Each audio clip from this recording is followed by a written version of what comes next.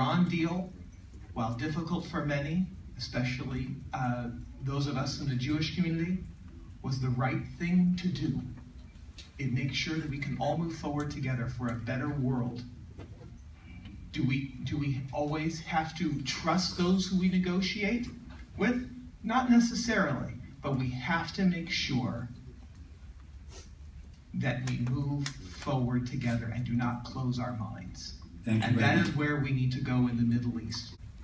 As a refugee from the Vietnam War, like many Vietnamese American families and Arab American families here in the United States, we understand the cost of war and armed conflict.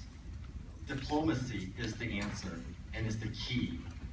With regard to Israel, our strongest ally in the region, I support a two-state solution, and for us to lead in diplomacy, that's what we need to do.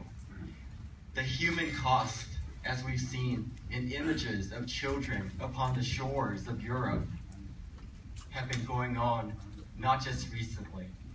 This is a global issue, and we must solve it by understanding the issues on both sides and avoiding the human costs at all costs possible. Thank you. You know, back in the 70s, Secretary of State Henry Kissinger used to say, there can be no war without Egypt and there can be no peace without Syria, just to show the complexities of Middle East politics. In my opinion, my #1 goal as an elected congressperson, should I be elected, is to keep our boys and girls out of harm's way. We cannot be in these conflicts where we continue to shed American lives. At the same time, we must remain strong as a military force because threats to our country, our national security remain.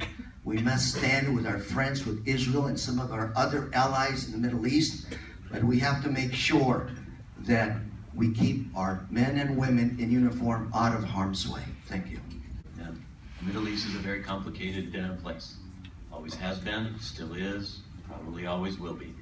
But I think the simple statement that was given by one of our previous presidents many, many, many decades ago, speak softly and carry a big stick. That's where we are respected, when we have that approach. Lou's right. We can't carry the burden solely on our shoulders to resolve a very complicated place on planet Earth. Others have to step up and share the burden. By bringing peace to populations that have deserved it and missed out on it for thousands of years. It's long overdue. We have a role. But I agree, putting our armed forces personnel in harm's way only when absolutely necessary, and best if we do it with our partners together around the world and the community of nations to solve what is a deeply complicated problem.